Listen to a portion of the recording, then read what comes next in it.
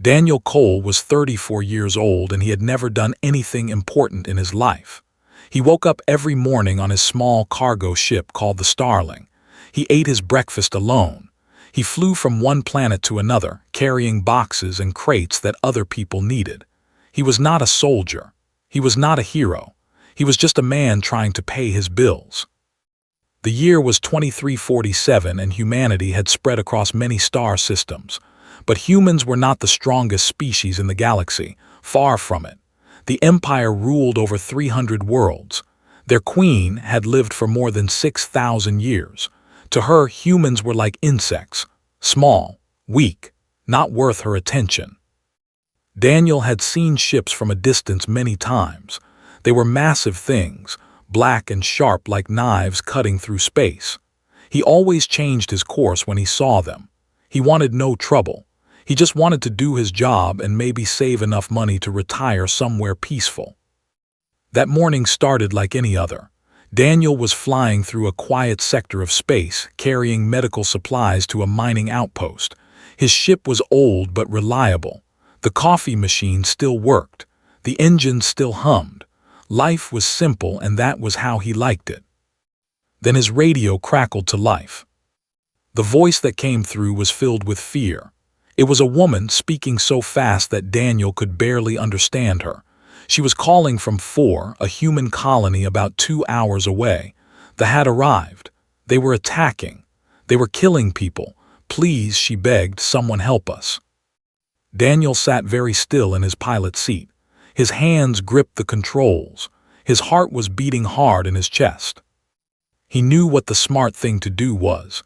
The smart thing was to turn around and fly away as fast as possible.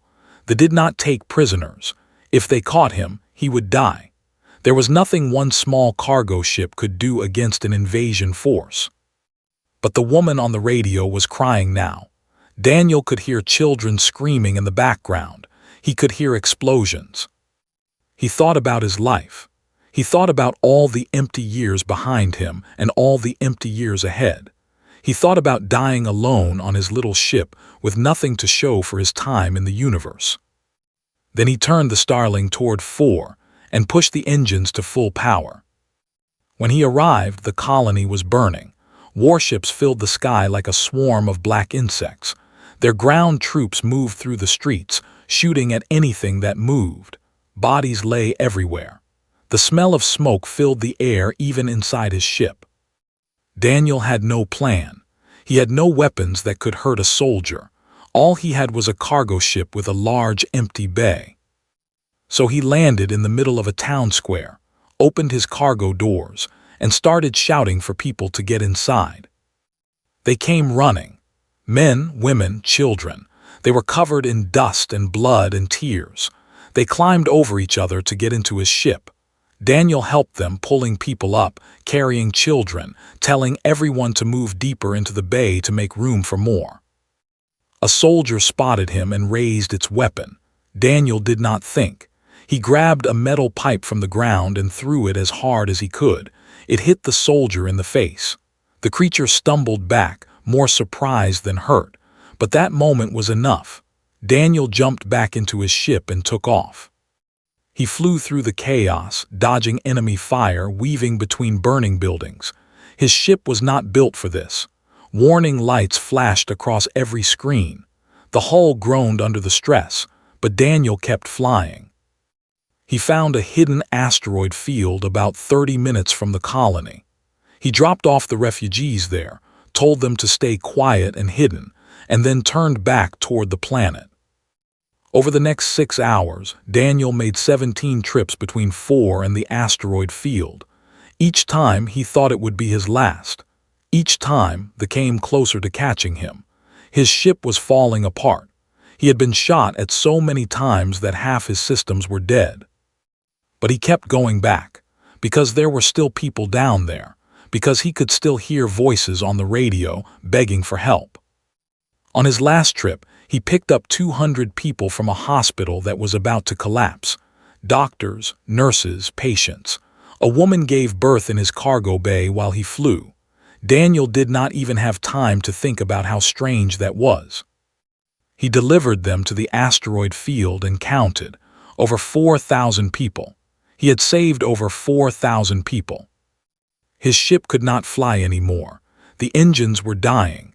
The hull had so many holes that he could see stars through the walls, but it did not matter. The job was done. Then a cruiser appeared in front of him. It was massive, 100 times bigger than his little cargo ship. Its weapons powered up, ready to destroy him in a single shot. Daniel looked at the cruiser. He looked at the refugee convoy behind him, all those small ships trying to escape into hyperspace. He looked at the navigation screen and saw the cruiser's position. A cargo pilot learns many things. He learns about weight and speed and angles. He learns exactly how ships move through space. Daniel aimed his dying ship at the cruiser's engine core. He pushed what was left of his engines to maximum, and he flew straight at the enemy. At the last moment, he ejected. His escape pod shot out into the darkness of space just before the Starling crashed into the cruiser. The explosion was enormous. It lit up the whole sector like a new sun. When the light faded, the cruiser was gone. The refugee convoy had escaped into hyperspace, and Daniel Cole was floating alone in a tiny pod with only a few hours of oxygen left. He closed his eyes and smiled. He had done something. Finally, after 34 years of nothing, he had done something that mattered. They searched the debris for hours. They found pieces of his ship. They found burned metal and broken glass, but they did not find a body. They reported to their commanders that the human pilot was dead. The commanders reported to their generals. The generals reported to the Queen herself. Case closed, they said. One foolish human who got lucky for a few hours. Nothing to worry about. They were wrong. 3 days later, a salvage crew found Daniel's escape pod drifting through the asteroid field. He was barely alive. His oxygen had run out hours ago. By every measure of science and medicine, he should have been dead. But Daniel Cole opened his eyes and took a breath. His story was just beginning. The woman who found Daniel was named Lisa Grant. She was 40 years old with gray streaks in her dark hair and eyes that had seen too much pain. She ran a salvage crew, or at least that was what she told anyone who asked. The truth was more complicated.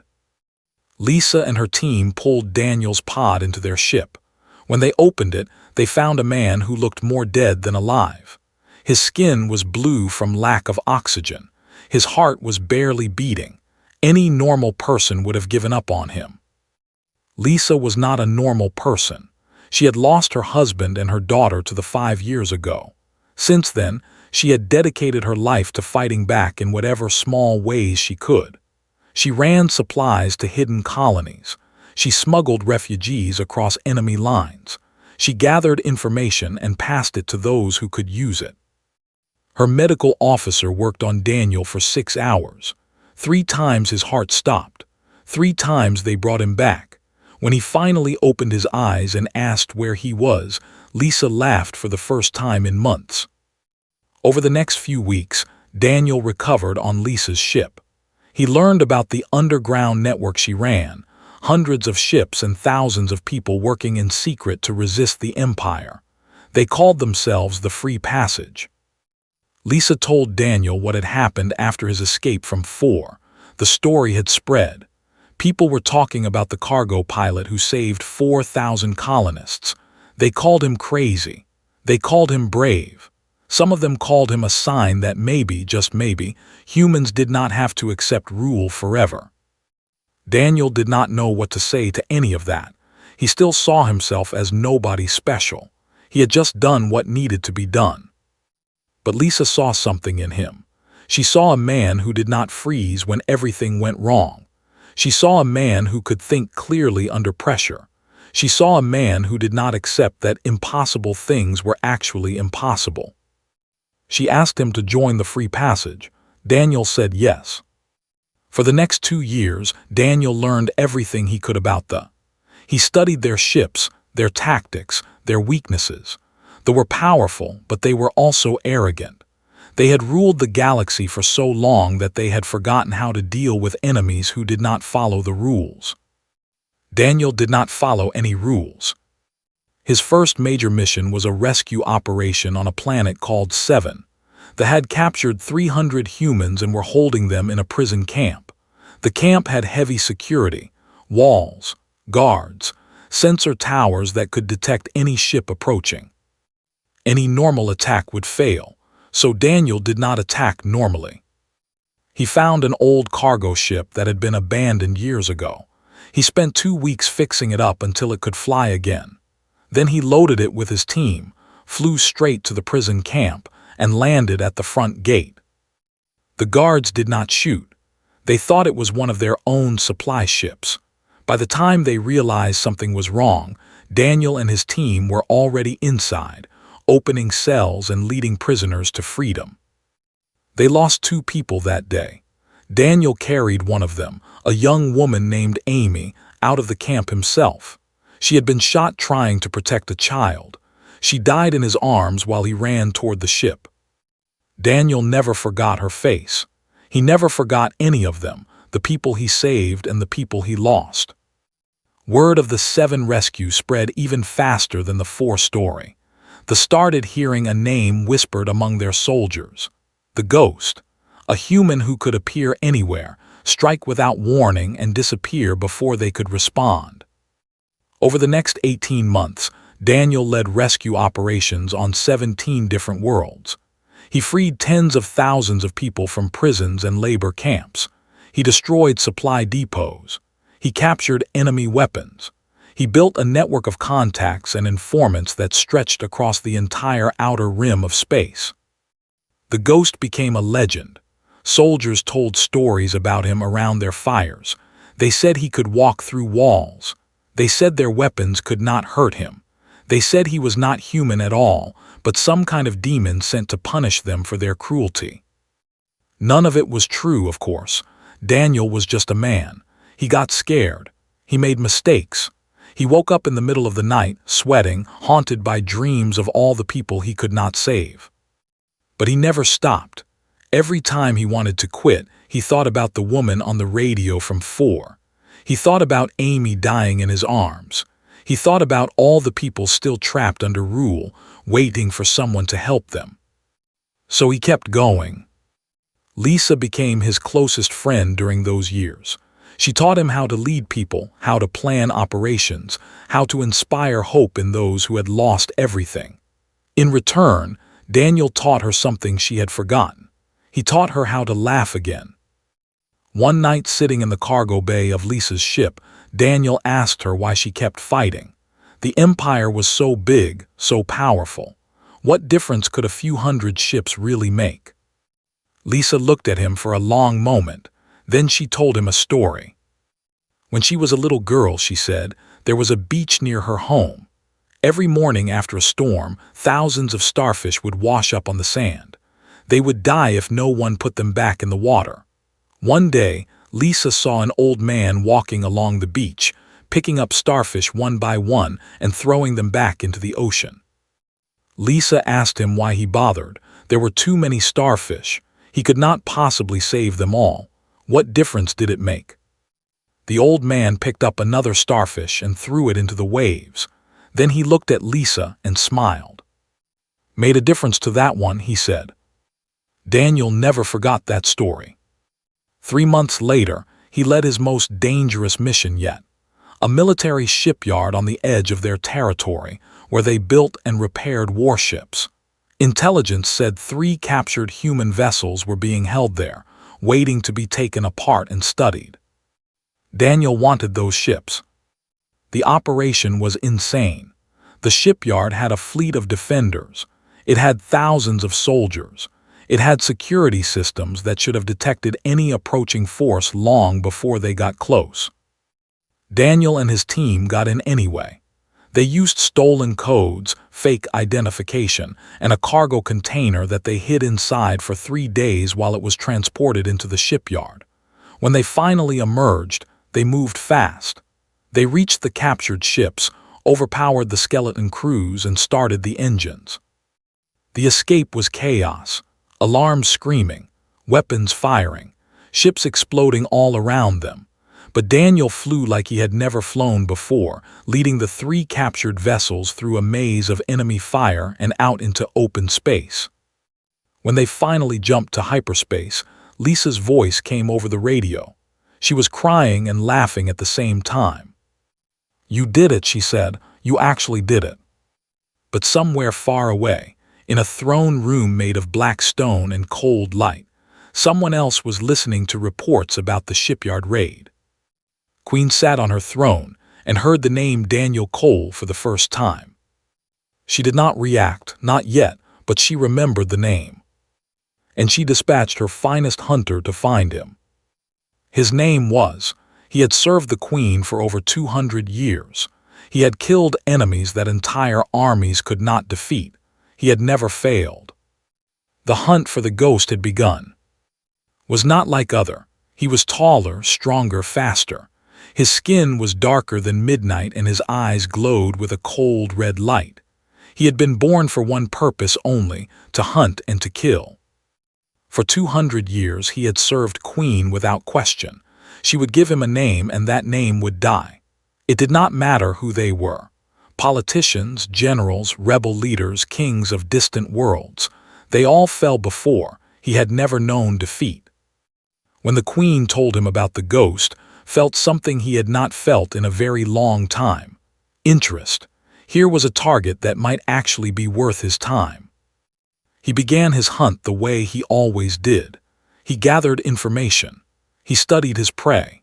He learned everything there was to know about Daniel Cole, the cargo pilot who had somehow become the most wanted man in the Empire. The more learned, the more curious he became.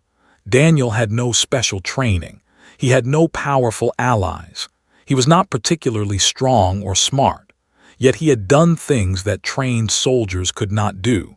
He had survived situations that should have killed him a dozen times over. Followed Daniel's trail across the galaxy. Every planet Daniel had visited, every person he had talked to, every ship he had flown. The hunter was patient. He knew that eventually his prey would make a mistake. 8 months passed. Daniel continued his work, freeing prisoners and destroying outposts. He did not know that was watching him, getting closer every day. Lisa was the first to notice something was wrong. Informants were disappearing. Safe houses were being raided. It was like someone knew exactly where to look. She warned Daniel to be careful. Someone was hunting him, someone good. Daniel listened, but he did not stop. He could not stop. There were still people who needed help. The final confrontation came on Meridian Station, a massive space platform that served as the secret headquarters of the Free Passage. Thousands of refugees lived there, protected by the best security the Resistance could provide. Daniel arrived at Meridian Station for a planning meeting. He walked through the crowded corridors, nodding at familiar faces, thinking about the next mission. He did not see the shadow following him. Had infiltrated the station 3 days earlier. He had killed 4 guards to get in, each one so quietly that no one even knew they were dead until he was already gone. Now he watched Daniel from a distance, studying his movements, waiting for the perfect moment. That moment came when Daniel entered a storage area alone. The first Daniel knew of the attack was when something hit him from behind. He flew across the room and crashed into a wall. When he looked up, he saw standing in the doorway. So the hunter said, "You are the ghost. You are smaller than I expected." Daniel got to his feet. His whole body hurt. He could feel blood running down the back of his head, but he did not run. There was nowhere to run. Attacked, he moved so fast that Daniel could barely see him. A fist connected with Daniel's stomach. A kick sent him flying again. Daniel tried to fight back, but it was like punching a wall. Did not even seem to feel his blows. The battle went on for what felt like hours. Daniel was thrown through walls. He was cut, burned, beaten. Any normal man would have died 10 times over, but Daniel kept getting up. Did not understand. He had broken bones. He had drawn blood. He had inflicted wounds that should have ended the fight minutes ago, yet the human kept standing. "Why do you not give up?" the hunter asked. "You cannot win, you must know this." Daniel spat blood onto the floor. He looked at with eyes that held no fear. "Because if I give up," he said, "everyone on the station dies. So I do not give up. It is that simple." Felt something strange in that moment. It took him a while to recognize it because it had been so long since he had felt it. Respect. He respected this small, broken human who refused to surrender even when all hope was lost. But respect did not change what had to be done. Raised his weapon for the killing blow. Then the lights went out. Lisa had been watching the fight through security cameras. She had called for help the moment she saw attack. Now 30 resistance fighters flooded into the storage area, weapons blazing. Was good. He was the best fighter in the Empire, but even he could not fight 30 enemies at once while protecting himself from all directions. They pushed him back. They wounded him. For the first time in 200 years, felt his own blood running down his body. He tried to retreat, but Daniel was there, blocking his path. The human could barely stand. His face was covered in blood. One of his arms hung useless at his side, but he held a weapon in his good hand and his eyes were steady. "You wanted to know why I do not give up," Daniel said. "This is why. I am not alone. I was never alone. That is something your kind will never understand." Looked at the human. He looked at the fighters surrounding him. He understood in that moment that he had lost, not just this battle but something larger, something more important. He dropped his weapon. "Kill me," he said to Daniel. "Finish it." Daniel shook his head. "That is not who I am." "Then you are a fool," said, "because I will not stop hunting you. As long as I live, I will come for you again." Daniel looked at him for a long moment. Then he raised his weapon and fired. The shot hit in the chest. The great hunter fell to his knees, then collapsed onto the floor. His red eyes flickered and went dark. Lisa rushed to Daniel's side. She caught him as his legs gave out. "You did it," she whispered. "You actually did it." Daniel did not feel like celebrating. He looked at its body and felt only sadness. A creature who had lived for centuries, who had incredible skills and abilities, and he had used them all for destruction. What a waste. But there was no time for reflection. News of death spread across the galaxy within hours. For the first time ever, the Queen's greatest hunter had been defeated by a human. Species that had lived under rule for thousands of years began to whisper about rebellion. If a human could kill, maybe the Empire was not so unbeatable after all. In her throne room, Queen received the report of death. Her advisors watched her nervously, expecting rage, expecting violence. Instead, the Queen went very still. She sat on her throne like a statue, not moving, not speaking. Her ancient eyes stared at nothing. One of her advisors, a young named, noticed something. The Queen's hands, resting on the arms of her throne, were trembling, just slightly, just enough to see if you were looking closely. He never told anyone what he saw. He knew that speaking of it would mean his death. Finally, the Queen spoke. Her voice was quiet, but it carried through the entire room. "Daniel Cole," she said, "bring him to me." She would not send another servant. She would not trust this task to anyone else. The human who had fate, who had killed her greatest hunter, who had given hope to a galaxy that had forgotten what hope felt like. She would deal with him herself. The war was about to change forever. They came with everything they had. 2,000 warships spread across the outer territories like a dark wave. They blocked trade routes. They searched every vessel that moved through their space. They arrested anyone suspected of helping the resistance. For the first time in over a century, the full might of the Empire focused on a single goal: finding one human. Daniel watched the news reports from a hidden bunker on a moon that had no name. Every day, more terrible stories came in. Colonies raided, ships destroyed, innocent people killed because they might know where the ghost was hiding. Lisa sat beside him, her face gray with exhaustion. She had not slept in 3 days. None of them had. "This is because of me," Daniel said. "All this death, all this suffering, because they want me." Lisa did not disagree. She could not, it was true. The resistance was cracking under the pressure. They had always operated in the shadows, small and quiet, hitting targets and disappearing before they could respond. Now there was nowhere to hide. The Empire was everywhere.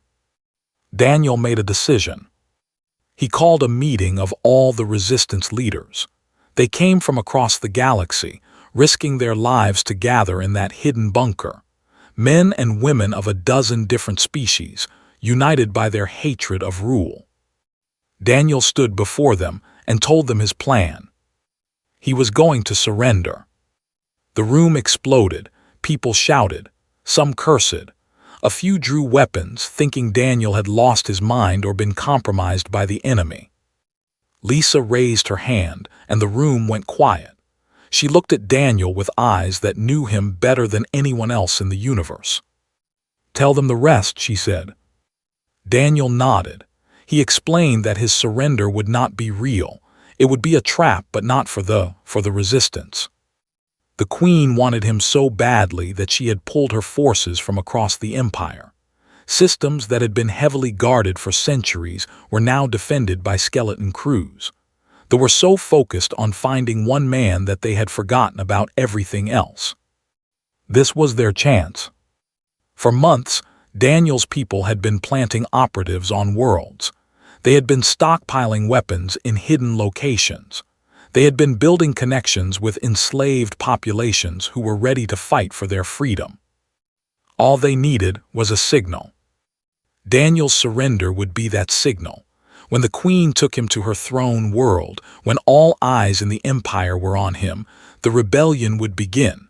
Not in one place, but everywhere. Hundreds of worlds rising up at the same moment.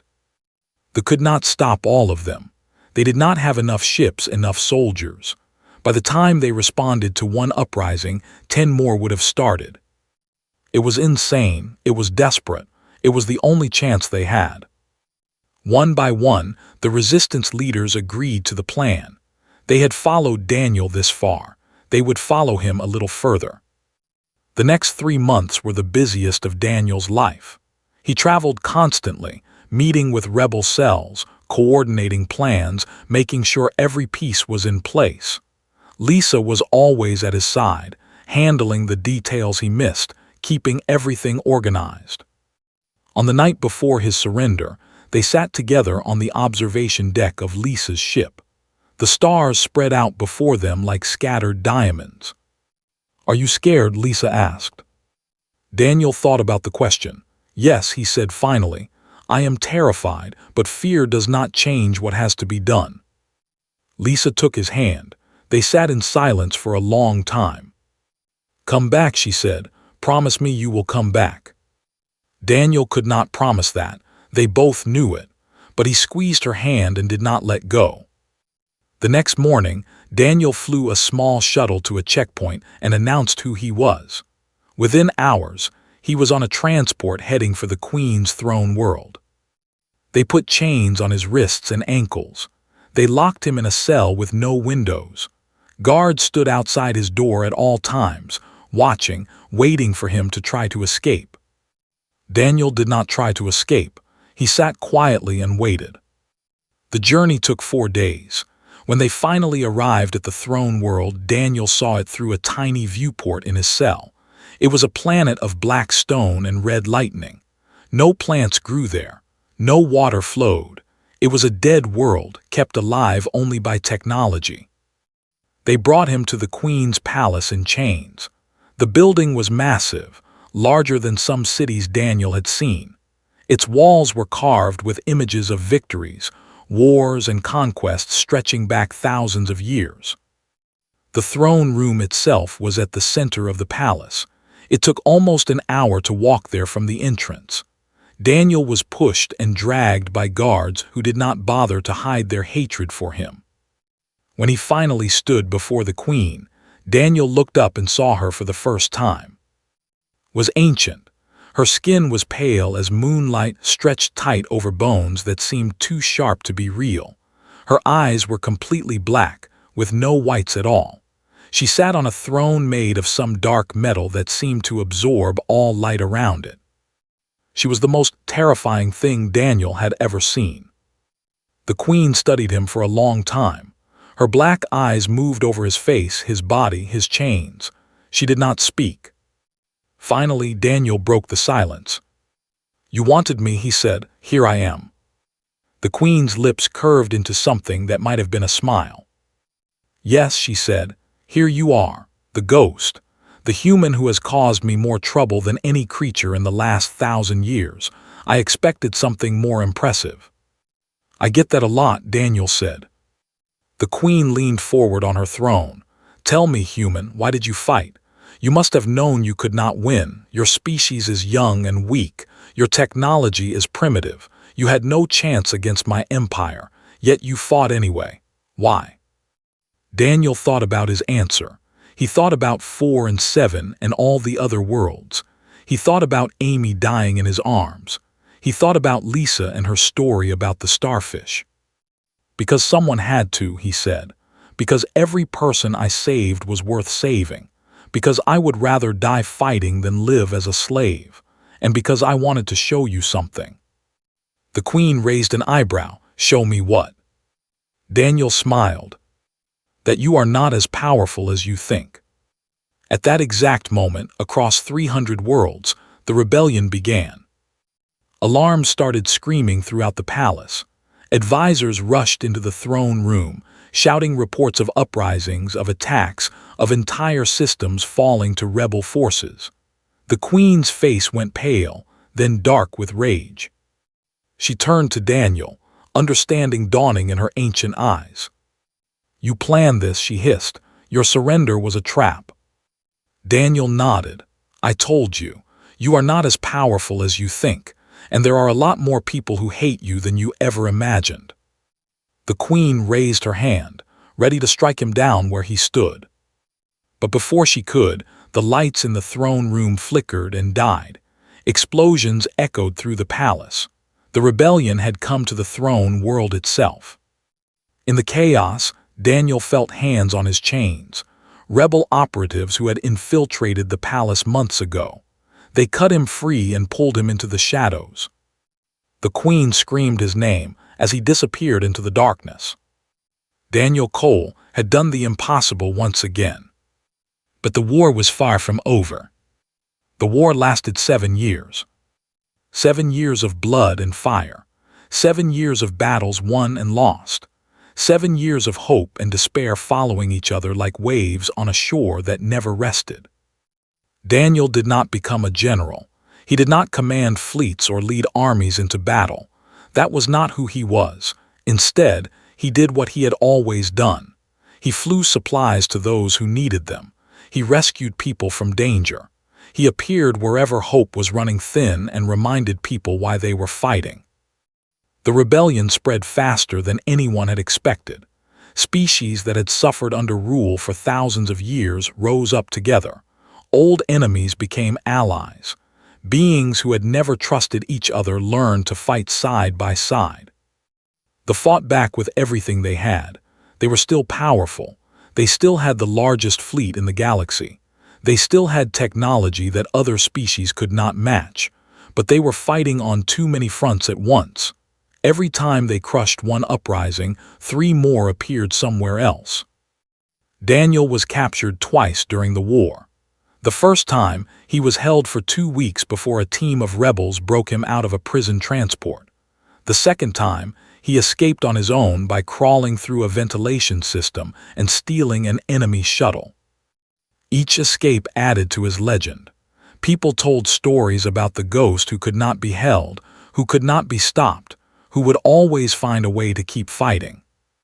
Lisa stayed by his side through all of it.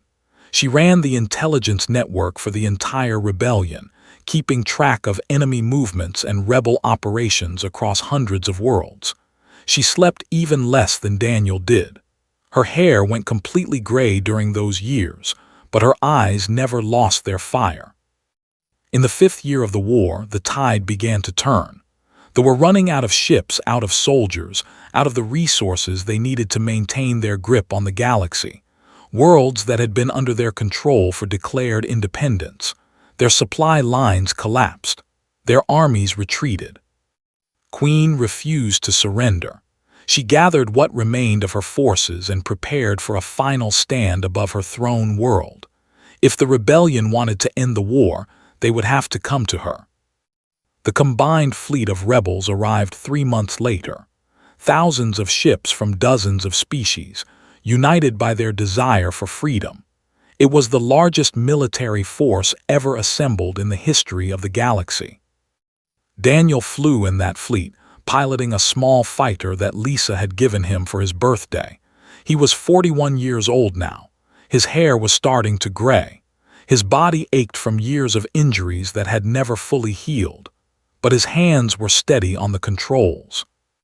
The battle was brutal. They had nothing left to lose. They fought with desperate fury, knowing that defeat meant the end of everything they had built. Ships exploded on both sides. Entire squadrons were wiped out in moments. But the rebels kept coming.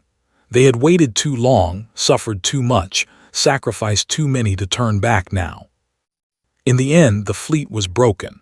Their flagship, a massive vessel that had been Queen's home for over 1,000 years, drifted alone among the wreckage. The rebel commanders wanted to destroy it. They wanted to end the Queen's life and scatter her ashes into the void. But Daniel spoke up. "Let me talk to her first," he said. They thought he was crazy. After everything the Queen had done, after all the deaths she had caused, he wanted to talk. But Daniel had earned the right to make requests. They agreed to hold their fire. A shuttle carried Daniel to the flagship. He walked through corridors filled with bodies and debris, past destroyed weapons and dying soldiers. No one tried to stop him. The fight had gone out of them.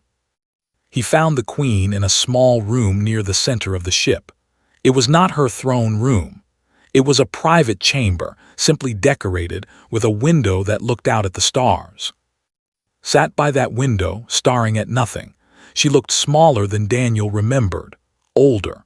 The 6,000 years of her life seemed to weigh on her shoulders like chains. She did not turn when he entered. "Have you come to kill me?" she asked. Daniel walked across the room and sat down across from her. "No," he said, "I came to ask you a question."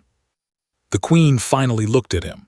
Her black eyes were empty, drained of all the fury and power they had once held. "Ask," she said. Daniel leaned forward. "How did you miss it?" he asked. 6,000 years of ruling the galaxy, conquering worlds, crushing anyone who stood against you. How did you not see this coming? The Queen was silent for a long time. When she spoke, her voice was quiet. "Because I believed my own stories," she said. "I believed that we were superior, that other species existed to serve us, that nothing could ever change the natural order of things." She paused. "I was wrong." Daniel nodded slowly. "My species is young," he said. "We have only been traveling among the stars for a few hundred years. But we learned something a long time ago, back when we were still stuck on one little planet, fighting each other for scraps of land." "What did you learn?" the Queen asked. "That tomorrow can always be different than today," Daniel said. "That no empire lasts forever. That even the smallest creature can bring down the mightiest giant if it refuses to give up." The Queen studied his face. "You could have destroyed us completely," she said. "Why did you come to talk instead?" Daniel shrugged. "Because I am tired of death," he said. "Because I want this to end with something other than more killing. Because I believe that even you can change." The Queen laughed. It was a bitter sound, empty of joy. "You are a fool," she said. "Maybe," Daniel agreed, "but I am a fool who won." They talked for 3 more hours. By the end, they had reached an agreement. The Queen would surrender her remaining forces. She would accept exile on a distant world, far from the territory she once ruled. In exchange, her surviving people would be allowed to live in peace. Not everyone was happy with this decision. Many wanted revenge for all the suffering they had caused, but Daniel argued that endless punishment would only lead to endless war. At some point, someone had to be willing to stop the cycle. The treaty was signed 1 week later. The war was officially over. Daniel returned to Lisa's ship, the same vessel he had woken up on all those years ago after the salvage crew pulled him from his dying escape pod. She was waiting for him in the cargo bay. So she said, "What now?" Daniel looked around the bay. He thought about everything that had happened, the lives saved and lost, the battles fought, the impossible things he had done because someone had to do them. "I was thinking about going back to hauling cargo," he said. "The galaxy still needs supplies delivered." Lisa stared at him. Then she started laughing. She laughed until tears ran down her face. "You saved the galaxy," she said. "You brought down an empire that had ruled for thousands of years, and you want to go back to being a cargo pilot." Daniel smiled. "It is honest work," he said, "and I was pretty good at it." Lisa shook her head, but she was smiling too. The history books would remember Daniel Cole as the man who made a queen tremble, the human who fate, the ghost who could not be caught. But Daniel never thought of himself that way. He was just a man who had made a choice one day, when a voice on the radio asked for help. And then he had kept making that choice over and over, until the universe had no option but to change around him. Some people called that destiny, some called it courage, some called it the human spirit. Daniel called it doing what needed to be done. He fired up the engines of his new ship, a vessel called the Starling after the original one he had lost at 4, and set a course for the nearest port. There were supplies to deliver, people to help, work to do. And for Daniel Cole, that was enough. It had always been enough.